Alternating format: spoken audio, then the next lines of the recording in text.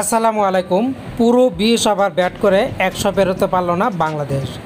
যেখানে এশিয়া কাপে গুরুত্বপূর্ণ ম্যাচে সেমিফাইনালে ভারতের বিপক্ষে প্রথমে ব্যাট করতে নামে বাংলাদেশ, যেখানে বাংলাদেশের cricketer Dilara Akter wicket keeper cum batter ইনিংসের তৃতীয় বলে বিশাল এক ছক্কা আঁকান।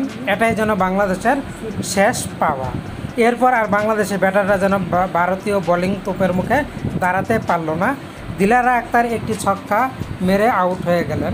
এদিকে এরপরে ব্যাটাররা শুধু আসা যাওয়ার মিছিলে ব্যস্ত ছিল, যেখানে বাংলাদেশ অধিনায়ক নিগার সুলতানা জ্যোতি তিনি কিন্তু অবিচল হয়ে এক প্রান্ত আগলে ধরে রেখেছিলেন। কিন্তু অন্য দিক দিয়ে একটার পর একটা উইকেট ধারাবাহিকভাবে বাংলাদেশ হারাতে থাকে। ভারতীয় বোলিং তোপে বাংলাদেশের ব্যাটাররা যেন খেলায় ভুলে গেছে। শেষ পর্যন্ত বাংলাদেশ কিন্তু 100 পার করতে পারল না, যেখানে নিগার সুলতানা ক্যাপ্টেন 32 রানের সর্বোচ্চ ইনিংসটি খেলেন। বাকি ব্যাটারদের মধ্যে বলার মতো তেমন কোনো নাই, প্রত্যেকে 1, 2, 5 রান করে আউট হয়ে গেছে।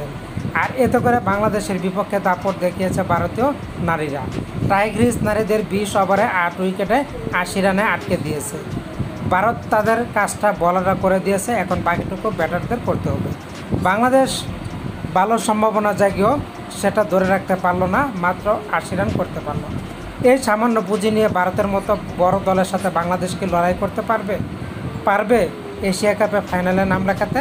প্রায় এক অসম্ভবকে সম্ভব করতে হবে বাংলাদেশে বলারদের। তো বন্ধুরা, আপনারা কী ভাবছেন, বাংলাদেশের ইনিংসটাকে আরও বড় হতে পারতো? ব্যাটাররা কি আরও দায়িত্ব নিয়ে খেললে আরও ভালো করতে পারতো?